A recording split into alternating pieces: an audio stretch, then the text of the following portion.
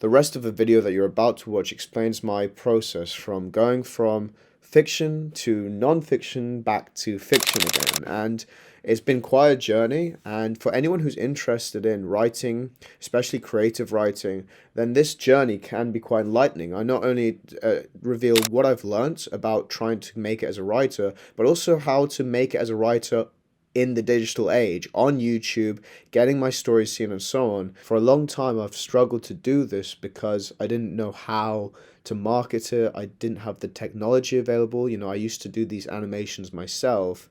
And whilst I learned a lot doing it, it took far too long to do them. The story would take me a month to write, but then the animation would take me a year. And so the process has always been quite difficult because of all these things. However, with the introduction of AI and Midjourney and things, there's now a quicker way to do this. And also, I've now better understood how to market these stories. Yes, I will be telling the audience in the introduction that they are based on the actual histories and that everything I tell in the story is based on truth. But that the sword fights and the spaceship battles and the action scenes and all this stuff and the superpowers are all metaphors for the very real struggles and very real ways in which these characters overcame their hurdles in real life. So yeah, guys, give it a watch, and if you get something of value out of it, do make sure you hit the like button and subscribe. Hey folks, hope you're all doing well. So just a quick video to just express where I'm at with this whole project thing. This is really a video for the really loyal followers. I don't think most people would care about this, but I did feel the need to express myself, and I think these videos, these World Order show videos, tend to be best when I am just expressing myself honestly. And look, I mean, I've been working on pieces of non-fiction for the last couple years. I released, several pieces of non-fiction now. And look, they've been great in the sense that I've learned a lot, but that's not the reason I got into this whole thing. Yes, I cover geopolitics and media and, industry now because I've learned a lot about them just because I read so much. But I started this channel to tell epic works of animated action, adventure, fantasy, opera, and sci-fi. That's how this channel began. My first story was released in 2020. It was called The Tragedy of Prince Faisal. And I loved it. I loved that story. But it didn't do so well. It didn't perform very well. And I think that's more to do with the production levels on it rather than anything else. And maybe because it wasn't targeted, it didn't fulfill a search query. And maybe that's also held it back. But either way, look, I came away from that first story and some subsequent stories, like a teen story and so on, a little bit disillusioned because whilst I was writing the stories I wanted to write, I noticed that no one was clicking on them and no one was watching them. And so I drifted towards doing non-fiction because I knew the non-fiction things would start getting more clicks, more people would begin searching for those. But in doing that, I started to become quite down, and none of those I think are quite as good as my original and as my fantasy stories. I started to lose my passion for writing by doing all that, and I realized that I didn't get into this to just do documentaries or be a reporter or anything like that, because that's what I feel like I was becoming. When I was writing nonfiction, I felt like I had to be true to the facts. I felt like I had to be truthful, and don't get me wrong, that there's a time and place for that, especially if you're a reporter or a journalist. Absolutely, you have to be truthful to the facts. But I got into writing to really just let my imagination run wild because I have such an overactive imagination, and writing gave me an outlet for that. And by trying to write truthfully and staying true to the facts that I picked up from books, that inhibited my creativity. Actually, the works I've written haven't been that great. And I think it's because I feel straddled. Today, for the first time in a long time, I went to sit down, and for a couple of weeks now, I'd been quite down because I just haven't found that flame that I had back when I was writing Tragedy of Prince Faisal and Teen Story and all those stories, and even Weimar, the animation, which was I only ever created one chapter of it because it just took so long to create. And I'd lost my flame since those projects, and I just said to myself, right, because I went in to write another non-fiction story, dreading it, by the way, and I said to myself, how would you write this if you could just make it as crazy as possible, if you could just write without any regard for factual accuracy, if you could make it as spectacular and fantastical and, excuse my language, orgasmic as possible.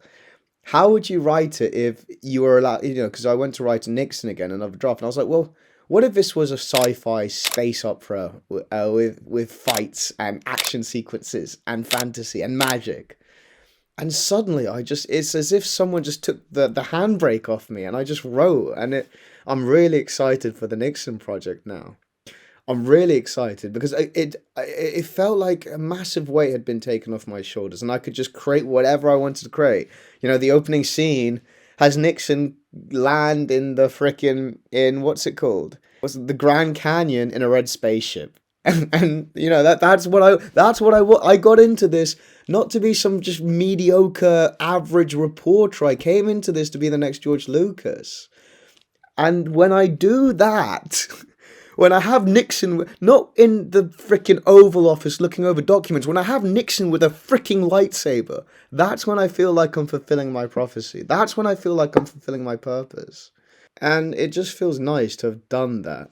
And look, if people find it too weird, because I feel like as things stand, it's called Nixon: A Star Wars Story, which I think is just going to baffle a lot of people.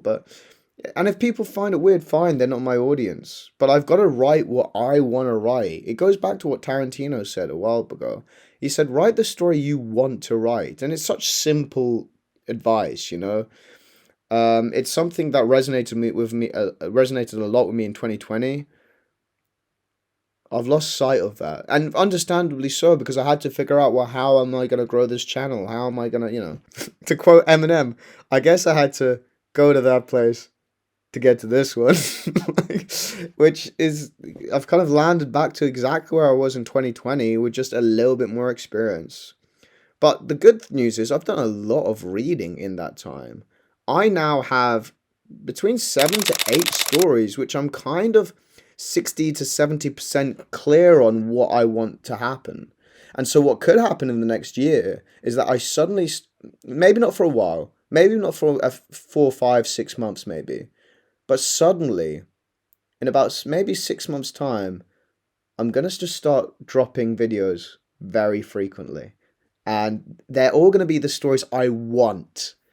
And I think when that happens, this channel is going to maybe grow and start doing much better. So I'm very excited about that.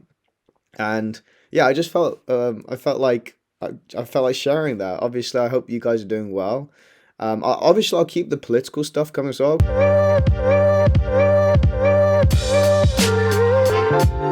Because again, I didn't start YouTube to become a geopolitical analyst, which is what I feel like I'm becoming. I read about the geopolitics stuff to inspire my fantasy stories. I didn't do it because I wanted to be a geopolitical analyst. And yet that's kind of what's happening, just because I'm reading so much. I'm reading a book called Super Imperialism. I'm gonna release a video on global economics. Like, I didn't know anything about economics until I decided to be a storyteller, and now I'm doing stuff like that. And look, I've got no complaints because it has made me much more knowledgeable about the world.